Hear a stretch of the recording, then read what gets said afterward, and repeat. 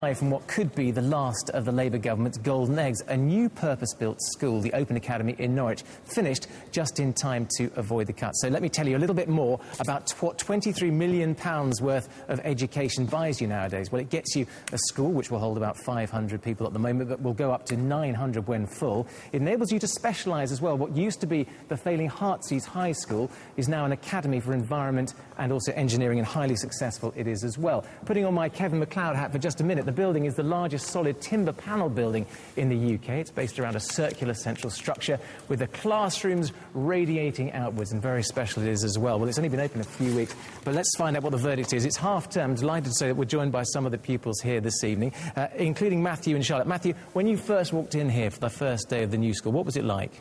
When you first walk in, you get this sense that goes, whoa. We've seen the plans and we knew it was going to be amazing, but this was completely different. And what about as a learning experience, Charlotte?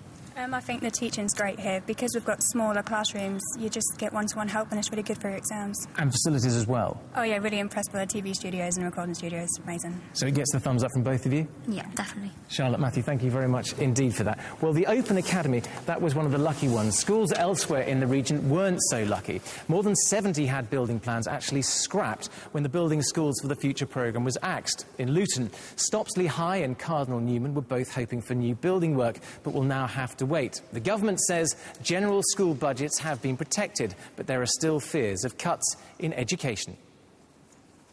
Well, if we actually look at the data, we find that there will be cutbacks for schools in two main areas. The government has said that they're ring-fencing, in effect, expenditure on schools, but the number of pupils are going to go up, so expenditure on each individual pupil is likely to fall on average over the next few years. So we're going to have fewer teachers, we're going to have bigger class sizes, and we're going to have less resources in many of our schools. The other big thing to mention is capital expenditure is going to decrease. What that means is we're going to have less expenditure on building new schools and refurbishing schools over the next few years. Well, Michael Kitson from the respected Judge Business School at Cambridge University there. Let's stay with education just a little longer. And the fears over how cuts will affect schools in the Peterborough area, they were taken up in Westminster today. Our political correspondent Matthew Hudson can join us now. Matt, what was said then? Well, yes, back in July, when the Building Schools for the Future project was axed, two of those to miss out were Stanground College and Orton Longville School in Peterborough. Well, today the local MP, Shailesh Vara, took the two head teachers and others here to Westminster to meet the Education Minister, Lord Hill. And afterwards we spoke to Mr Vara about what had happened. He listened very intently, and basically what he said is that following the James Review, which will come out hopefully at the end of the year, there should be some funds available, but we'll need to pitch in and fight our corner then. Well, the James Review that you had mentioned there will allocate remaining education funds to local authorities. They'll then be able to spend it on whatever schools building projects they want to, and obviously there's speculation and hope that that might apply to the two schools in Peterborough and indeed perhaps to other schools in our region.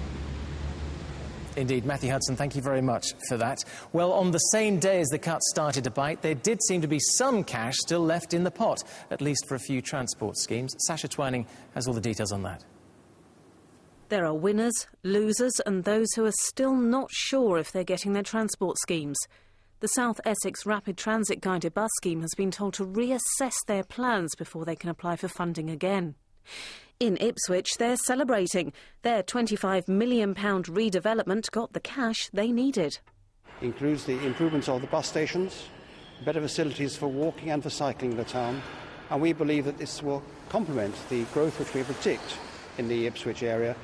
In Essex, they didn't get the money to improve public transport facilities on the A13.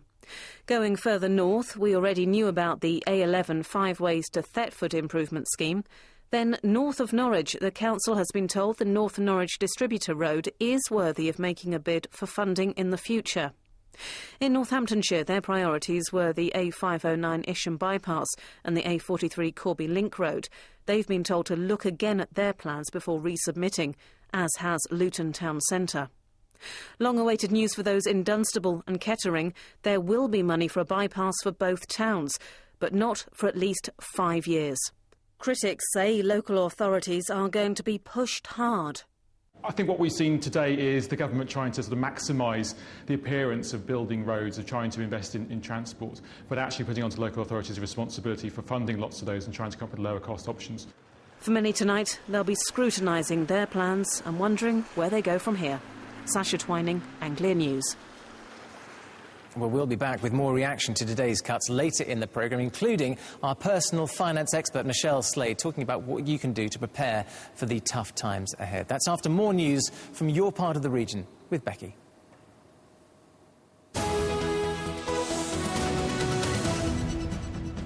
Tributes have been paid to a 19-year-old builder from Suffolk who was killed when a barn wall collapsed on top of him.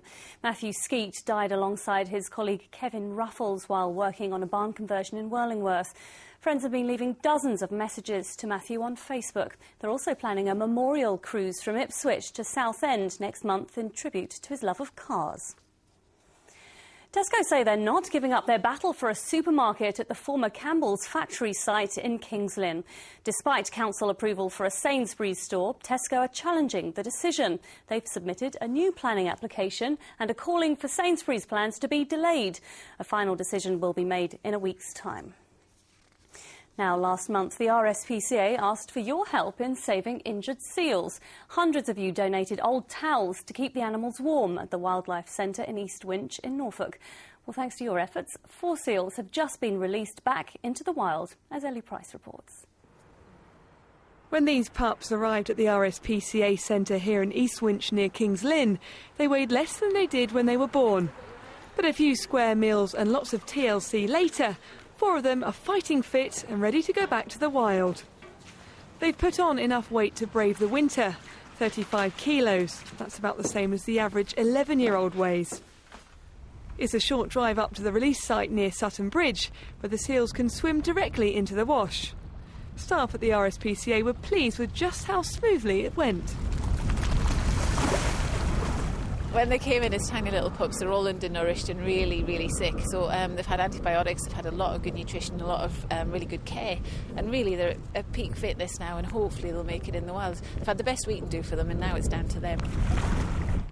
Some were more nervous about the challenge than others, but all slipped back into the wild quickly and gracefully. A lesson for the RSPCA staff as they watched. It's a happy ending for these seals today, but the RSPCA is worried about the higher than normal numbers of sick seals being found off the east coast. We've got a lot of lungworm, we've got a lot of mouth problems, a lot of gingivitis, so we're getting common seals in now, and the season used to be from June, July, August, but now it's nearly November, so it's quite surprising that these poorly little pups are still coming in. We don't know why, we can't say why, but we'll deal with them and we'll hopefully get them turned around like the guys today. They may look like great friends now, but these seals are likely to go their own separate ways on their journey up the wash. They've all been tagged, but the RSPCA staff hope, if all goes well, they won't need to meet again. Ellie Price, Anglia News.